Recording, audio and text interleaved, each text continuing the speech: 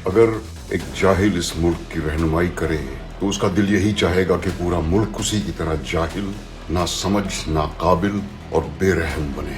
দিল্লিতে শিক্ষার্থীদের শান্তিপূর্ণ পদযাত্রায় পুলিশের বেপরোয়া লাঠিচার্জ, জলকামান ও টিয়ারশেল ব্যবহারের ঘটনা উস্কে দিয়েছে তীব্র বিতর্ক।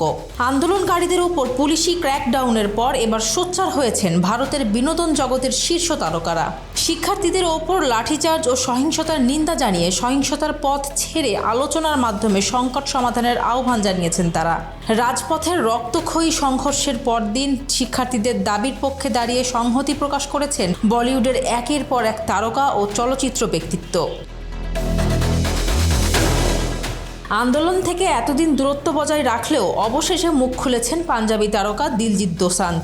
সামাজিক মাধ্যমে তিনি পুলিশের ভূমিকার তীব্র সমালোচনা করে বলেন, জনগণের কণ্ঠস্বরই ঈশ্বরের কণ্ঠস্বর। শিক্ষার্থীদের ক্ষোভ ও অভিযোগ দ্রুত শোনা উচিত। বিক্ষোভকারীদের পাশে দাঁড়িয়ে সামাজিক মাধ্যমে যৌথ বার্তা দিয়েছেন অভিনেতা দম্পতি রিতেশ দেশমুখ ও জেনেলিয়া ডিসুজা। দেশের তরুণদের গণতন্ত্রের স্পন্দন ও ভবিষ্যতের স্থপতি উল্লেখ করে তাদের ভয়হীন কণ্ঠস্বর শোনার আহ্বান জানান তারা। এর আগে রাজপথে সরাসরি নেমে যন্তর মন্তরে আন্দোলনকারীদের সঙ্গে একাত্মতা প্রকাশ করেছিলেন প্রবীণ অভিনেত্রী শাবানা আজমি ও অভিনেতা প্রকাশ রাজ। মহাত্মা গান্ধীর অহিংস আদর্শ স্মরণ করিয়ে দিয়ে শান্তিপূর্ণ প্রতিবাদকে সংবিধানে দেওয়া নাগরিক অধিকার বলে জোর দেন তারা।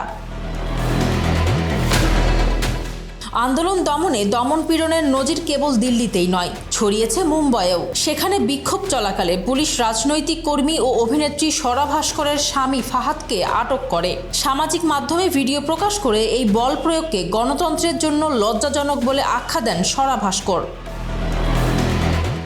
এদিকে শিক্ষার্থীদের পক্ষে কঠোর বার্তা দিয়ে নিজের সামাজিক মাধ্যমে একটি ভিডিও পোস্ট করেন বলিউডের প্রবীণ অভিনেতা নাসিরুদ্দিন শাহ। मेरी पूरी हमदर्दी उनके साथ है। मैं उन्हें हजार हजार हर सांस के साथ दुआएं देता हूँ। इस वक्त मेरा दिल भी भरा हुआ है और मैं गुस्से से खौल भी रहा हूँ ये देखकर कि हमारे इन बच्चों के साथ किस तरह जुल्म का बर्ताव किया जा रहा है उन गुंडों के हाथों। कभी अपने बच्चों के बारे में भी सोचा करो और ये भी सोचो कि तुम्हारा अंजाम तुम्हें भी एक दिन मिलेगा जरूर। সহিংসতার সেসব দৃশ্য মনে গেঁথে থাকবে উল্লেখ করে অভিনেত্রী হুমা কুরেশি ও নন্দিতা দাস জানান, গঠনমূলক ভিন্নমতই গণতন্ত্রকে বাঁচিয়ে রাখে।